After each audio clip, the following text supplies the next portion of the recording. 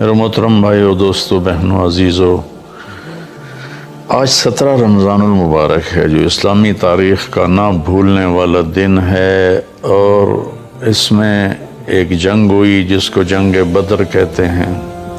قیامت تک جتنی جنگیں لڑی جائیں گی اس کی اہمیت سب سے زیادہ ہے۔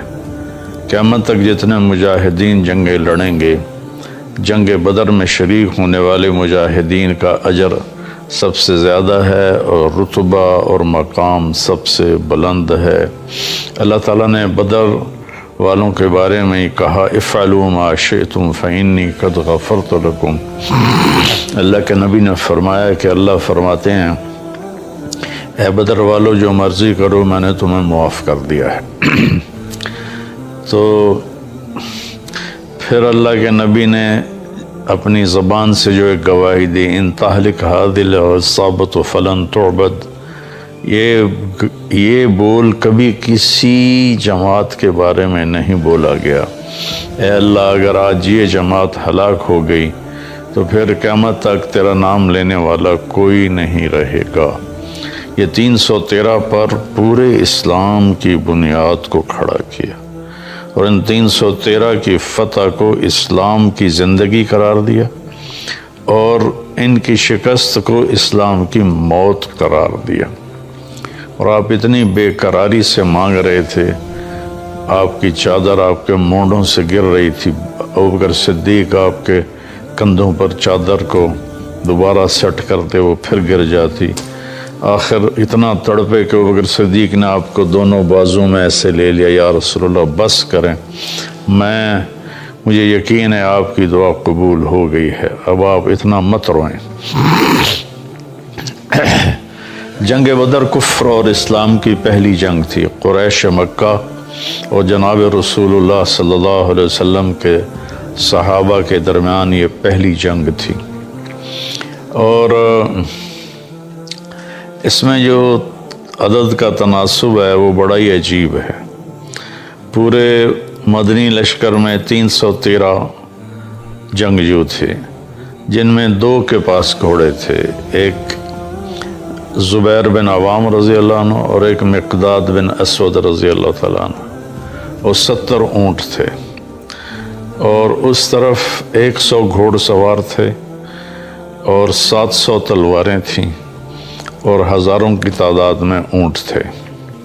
اور ایک شروع میں 1300 کا لشکر تھا، پھر اخنس بن شریق نے راستے میں کہا کہ جب ابو سفیان کا قافلہ گزر گیا ہے تو اب واپس چلیں، تو ابو جہل نہیں مانا، تو وہ ناراض ہو کر اپنے 300 آدمیوں کو، یہ بنو زہرہ میں سے تھا، لے کر واپس چلا گیا۔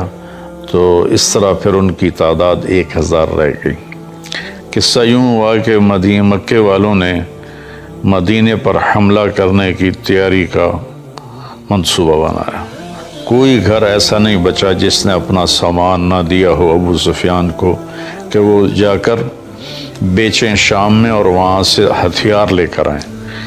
تو ٹوٹل جو سونا جمع ہوا وہ 262 کلو تھا، 62.5 کلو، 50,000 دینار۔ تو 1 دینار 30,000 کا ہوتا ہے، تو 50 ضرب 30,000 ہو تو یہ کوئی 15 ارب روپیہ بنتا ہے۔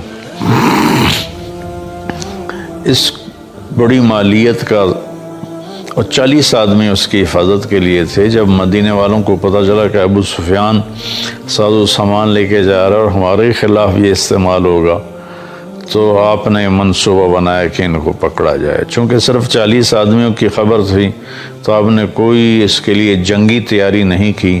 جو مسجد میں بیٹھے تھے نصیبوں والے، انہوں نے کہا کہ جاؤ۔ جس کا گھوڑا چند میل کے فاصلے پر تھا اس کو بھی جانے کی اجازت نہیں تھی، اس لیے سامان کی قلت وہ بہت ہی زیادہ نظر آ رہی ہے۔ اور اس میں اللہ کی حکمت تھی، اللہ یہ بتانا چاہتے تھے کہ اللہ اپنے نبی کے ساتھ ہے، اور اسے جیتنے کے لیے تمہارے جیسے ہتھیاروں کی ضرورت نہیں ہے، اللہ کی مدد کافی ہے۔ باقی ہتھیار لینا، اسباب اختیار کرنا تو میرے نبی کی سنت ہے، اور یہ سنت فطرت ہے، سنت اسلام ہے۔ تو آپ اس قافلے کے لیے نکلے۔ ابو سفیان کو یہ خطرہ تھا کہ ضرور میرے پیچھے مدینے والے آئیں گے، تو وہ پھونک پھونک کے قدم رکھ رہا تھا۔ ایک جگہ آپ نے حضرت زبیر اور مقداد رضی اللہ عنہما کو بھیجا کہ جاؤ جا کے پتہ کر کے آؤ۔ تو وہ ایک جگہ انہوں نے اس ابو سفیان کے راستے میں کنواں آتا تھا، وہاں اپنے اونٹوں کو بٹھایا اور وہاں سے انہوں نے پانی پیا، اونٹوں کو پلایا اور حالات کا جائزہ لے کر واپس آئے۔ ابو سفیان کو خبر تھی کہ کچھ نہ کچھ ہمارے پیچھے مدینے والے لگے ہوئے ہیں، تو وہ دائیں بائیں سارے وہ ریکی کرتا ہوا آ رہا تھا۔ تو وہ اس کنویں پر بھی پہنچا، تو اس نے پوچھا لوگوں سے یہاں کوئی آیا تھا؟ تو انہوں نے کہا یہاں 2 آدمی آئے تھے، پانی پی کے چلے گئے۔ تو ابو سفیان نے اونٹوں نے جہاں وہ اپنی لید پھینکی تھی اس سے وہ لید کو اٹھایا اور یوں توڑا تو اس میں سے گٹھلی نکلی۔ تو کہنے لگا اللہ کی قسم یہ مدینے کی کھجور کی گٹھلی ہے، اور وہاں سے فوراً اس نے قافلے کا رخ سمندر کی طرف پھیر دیا اور سمندر کے ساتھ ساتھ وہ پرخطر جگہ کو کراس کر گیا۔ تو اس دوران اس نے جب خطرہ محسوس کیا تو زمزم بن عامر غفاری کو بھیجا کہ جاؤ مکے میں اعلان کرو کہ میرے اوپر حملہ ہونے والا ہے۔ وہ جب مکے میں پہنچ کے اس نے اعلان کیا تو پورے مکے میں ہلچل مچ گئی اور ہر کوئی آگ سے بھر گیا اور تیاریاں شروع ہو گئیں۔ تو سب ہتھیاراں کیل کانٹوں سے لیس ہو کر نکل پڑے۔ تو ابو سفیان نے پھر پیغام بھیجا کہ میں نکل گیا ہوں دشمن کی زد سے، لہٰذا اب جنگ کی ضرورت نہیں ہے، تم واپس آ جاؤ۔ تو عتبہ بن ربیعہ اور اخنس بن شریق نے یہ بات کہی کہ حکیم بن حزام بھی کہ ہمیں اب واپس جانا چاہیے۔ تو ابو جہل نے کہا کہ نہیں، ہم بدر جائیں گے، وہاں شراب پئیں گے، ہماری باندیاں گانے گائیں گی اور ہم وہاں اونٹ ذبح کر کے کھائیں گے اور پورے عرب کو بتائیں گے کہ ہم بڑے طاقتور ہیں، ہماری دھاک ہے سب پر، ہم واپس نہیں جائیں گے۔ ادھر اللہ کے نبی کو پتہ چلا کہ ابو سفیان کا قافلہ تو نکل گیا، اب تو ابو جہل کا لشکر آ رہا ہے۔ تو آپ نے اپنے ساتھیوں کو اکٹھا کیا کہ بولو بھائی اب کیا کرنا ہے، واپس جاتے ہیں تو اسلام پر کاری ضرب پڑتی ہے کہ کمزوری واضح ہوتی ہے اور ایک خبر پھیل جائے گی کہ مسلمان بہت کمزور ہیں اور یہ صحیح نہیں ہے، اور اگر جمتے اور لڑتے ہیں تو گردنیں اڑتی نظر آتی ہیں، کہاں 100 تلواریں، کہاں 8 تلواریں، ٹوٹل 8 تلواریں تھیں، اور کہاں 100 گھوڑے، کہاں 2 گھوڑے، کہاں 70 اونٹ، کہاں سینکڑوں اونٹ، کہاں 313، کہاں 1000، کوئی چیز بھی برابر کے نہیں تھی۔ وَإِنَّ فَرِيقًا مِّنَ الْمُؤْمِنِينَ لَكَارِهُونَ، ایک طبقہ صحابہ کا پریشان ہو رہا تھا کہ اب کیا بنے گا۔ یہ فطری خوف ہے، نہ کہ بزدلی کا خوف، فطری خوف ہے جس پر ہی تو اجر ہے۔ تو آپ نے سب کو اکٹھا کیا کہ بولو بھئی اب کیا کرنا ہے۔ تو ابوبکر صدیق نے کہا یا رسول اللہ جو آپ کہیں گے ہم نے وہ کرنا ہے۔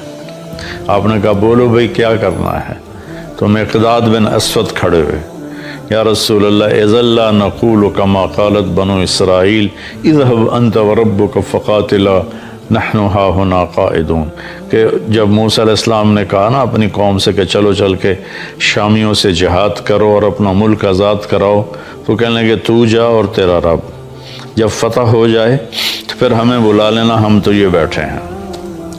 تو کہنے لگے یا رسول اللہ ہم یہ نہیں کہیں، ہم کہیں گے اذهب انت وربک فقاتلا نحن معک مقاتلون، آپ جائیں، آپ کا رب جائے، ہم آپ کے ساتھ لڑیں گے، کبھی آگے کبھی پیچھے، کبھی دائیں کبھی بائیں، اللہ کی قسم آپ تک کوئی پہنچ نہیں سکتا جب تک ہماری لاشوں کے اوپر سے گزر کے نہ جائے۔ تو آپ نے پھر فرمایا بولو بھائی کیا کہتے ہو، کیا کرنا ہے۔ تو پھر سعد بن معاذ مدینے والوں میں سے کھڑے ہوئے، مقداد بھی مہاجرین میں سے تھے، ابوبکر بھی مہاجرین میں سے تھے۔ کہنے لگے لگتا ہے یا رسول اللہ ایانا یرید، آپ میرے خیال میں یہ چاہ رہے ہیں کہ ہماری مدینے والوں کی کیا رائے ہے. ہم تو کہہ رہے تھے کہ ہمارے مہاجر بھائی جو کہہ رہے ہیں وہی ہماری رائے ہے، لیکن آپ کے تیسری دفعہ پوچھنے سے لگتا ہے کہ آپ چاہتے ہیں کہ ہم اپنی رائے کا اظہار کریں.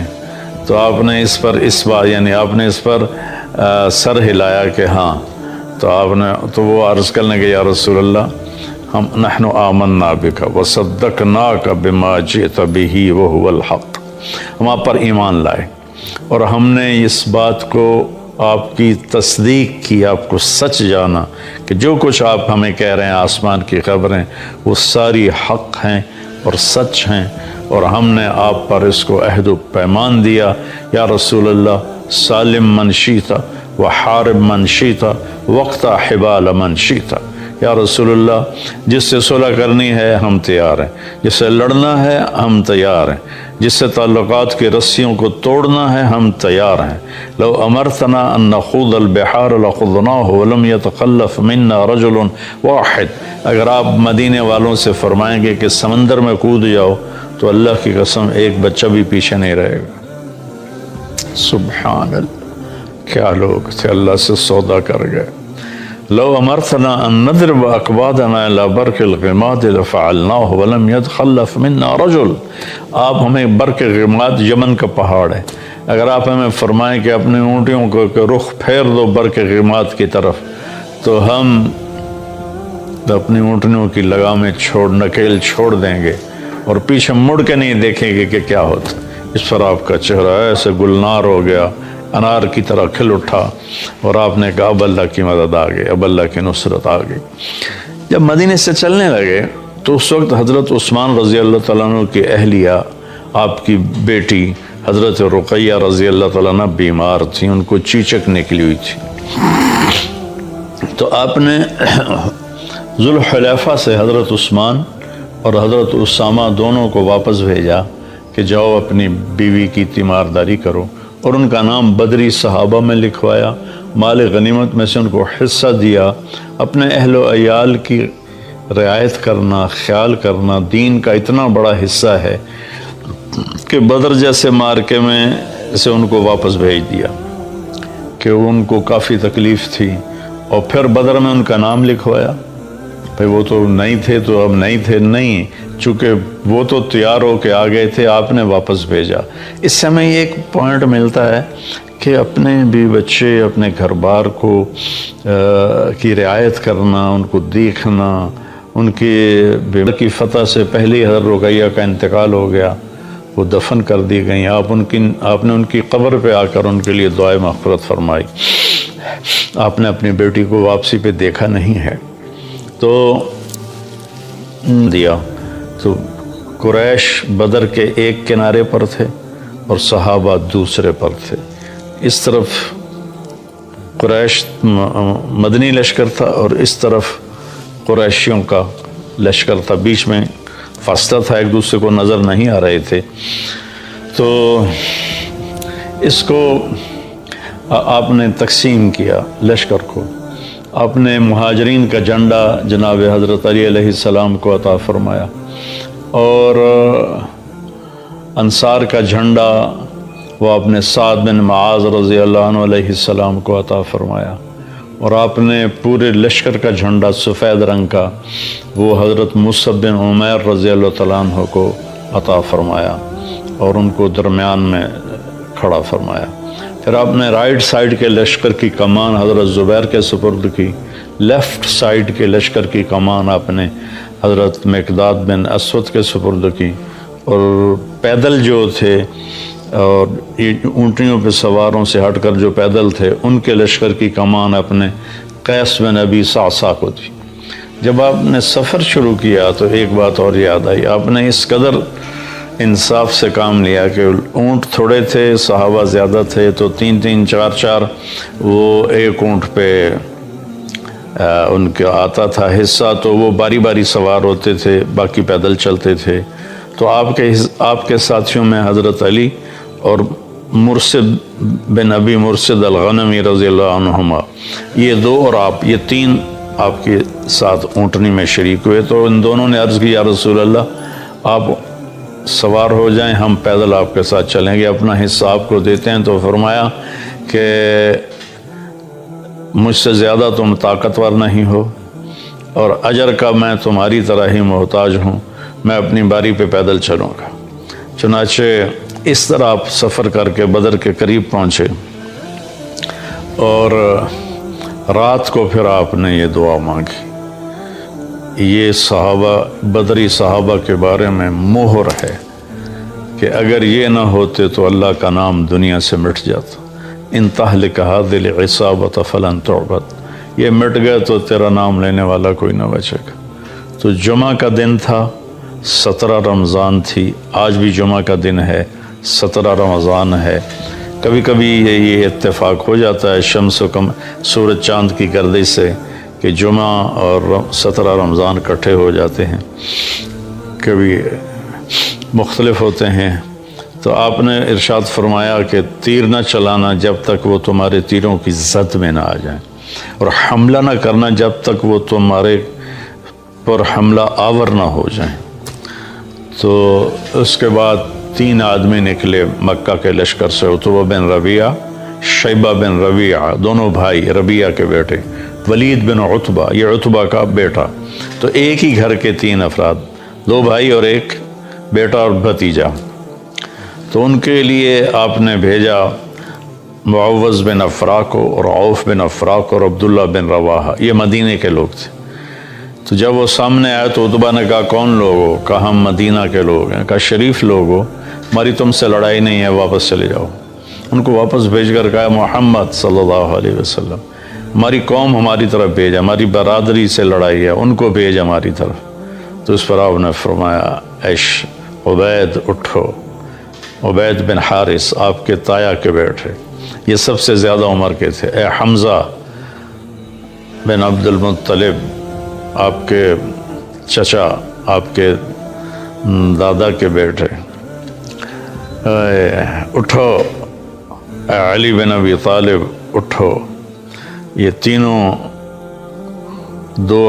دو جوان تھے اور ایک بڑی عمر کے تھے، تو لوہے کی آگے وہ سکرین تھی۔ تو عتبہ نے پوچھا کون لوگ ہو؟ کہا کہ ہم قریشی ہیں۔ تم کون ہو؟ کہا میں شیبہ، میں عبید بن حارث۔ تم کون ہو؟ کہا میں حمزہ بن عبد المطلب۔ کہا تم کون ہو؟ کہا میں علی بن ابی طالب کا اکفاءنا، اب ہمارے جوڑ کے آئے ہو۔ تو تینوں شیبہ اور عتبہ آپس میں ٹکرائے، عبید اور عتبہ آپس میں ٹکرائے، اور شیبہ اور حمزہ آپس میں ٹکرائے، اور ولید اور علی آپس میں ٹکرائے۔ تو علی و حمزہ علیہ السلام نے تو 2 منٹوں میں اپنے دشمن کا صفایا کر دیا، ولید کا اور شیبہ کا۔ عتبہ نے تلوار کا وار کیا جس سے حضرت عبیدہ کی ٹانگ کٹ گئی اور وہ گر پڑے۔ ابو طالب کا قصیدہ ہے 90 اشعار کا، اس کو قصیدہ لامیہ کہتے ہیں۔ کذبتم وبیت اللہ نبزا محمدا ولما نطاعن حوله ونناضلی ونسلمه حتى نصر حوله ونذهل عن ابنائنا والحلائل وابيض يستسقى الغمام بوجهه ثمال اليتامى عصبة للارامل۔ کیا خوبصورت عربی کا شاہکار ہے وہ قصیدہ۔ تو اس میں ایک شعر تھا کہ تم کہتے ہو کہ ہم تیرے بھتیجے کو قتل کر دیں گے، تو میں کہتا ہوں کہ آؤ، پھر تمہیں ہماری لاشوں سے گزر کر ہی اس تک پہنچنا پڑے گا، اور ہمارے لاشوں کے ٹکڑے بکھرے ہوئے ہوں گے، پھر تم میرے بھتیجے تک پہنچ سکو تو پہنچ سکو، اس سے پہلے نہیں پہنچ سکتے۔ تو چونکہ عبید کے ٹکڑے ہو گئے تھے تو انہوں نے اس پر کہا کہ آج اگر ابو طالب زندہ ہوتے تو وہ جان جاتے کہ میں ان کے شعر کا ان سے زیادہ حقدار ہوں۔ وَنُسْلِمُهُ حَتَّى وَنُسَلِّمُهُ حَتَّى نَصْرَ حَوْلَهُ وَنَذْهَلَ عَنْ أَبْنَائِنَا وَالْحَلَائِلِ۔ آپ نے فرمایا سچ ہے۔ پھر واپسی پر 3-4 دن کے بعد ان کا انتقال ہوا۔ میں ان کی قبر مبارک پر گیا ہوں، ایک بدو مجھے مل گیا، اللہ اس کا بھلا کرے، وہ اس علاقے کو جانتا تھا، وہاں تو ورنہ تو قبروں کے نشان ہی کوئی نہیں، کوئی نام کوئی نہیں۔ تو وہ مجھے لے گیا حضرت عبید کی قبر پر، ایک دفعہ آپ کا وہاں سے گزر ہو تو خوشبو آئی زبردست. صحابہ نے کہا یا رسول اللہ یہ خوشبو کیسی؟ آپ نے کہا تمہیں پتہ نہیں یہاں عبید کی قبر ہے، عبید بن حارث کی قبر ہے، کہ خوشبو اس کی قبر سے آ رہی ہے. تو اس کے بعد پھر قریش نے عام حملہ کر دیا. تو اللہ تعالیٰ کی غیبی مدد تھی. ایک ہوا کا جھونکا آیا تو حضرت علی نے پوچھا یا رسول اللہ یہ کیا ہے؟ کہ جبریل آ گیا ہے 500 فرشتوں کے ساتھ. پھر دوبارہ ہوا کا جھونکا آیا. پھر حضرت علی نے پوچھا یا رسول اللہ یہ کیا ہے؟ تو آپ نے فرمایا میکائیل آ گیا ہے 500 فرشتوں کے ساتھ. تو اللہ نے 1000 فرشتے اتارے اس جنگ میں لڑنے کے لیے. اور یہ پہلی اور آخری جنگ ہے حق کی.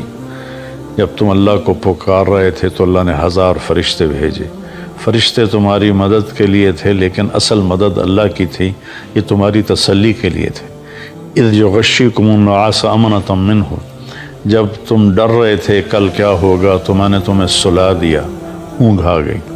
وَيُنَزِّلُ مِنَ السَّمَاءِ مَاء، پھر آسمان سے بارش اتاری. لِيُذْهِبَ عَنْكُمْ رِجْزَ الشَّيْطَانِ، تاکہ شیطانی خیال تمہارے دور کروں. وَيَرْبِطَ بِهِ قُلُوبَكُمْ، تمہارے دلوں کو مضبوط کروں. وَيُثَبِّتَ بِهِ الْأَقْدَامَ، تمہارے قدموں کو جما دوں. اِذْ يُوحِي رَبُّكَ لِلْمَلَائِكَةِ أَنِّي مَعَكُمْ، جب اللہ نے فرشتوں سے کہا میں تمہارے ساتھ ہوں، جاؤ خبر دو صحابہ کو.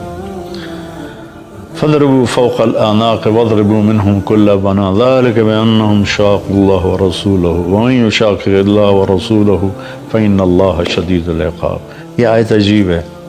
آج تک فرشتوں نے کبھی میدان جنگ میں تلوار نہیں اٹھائی.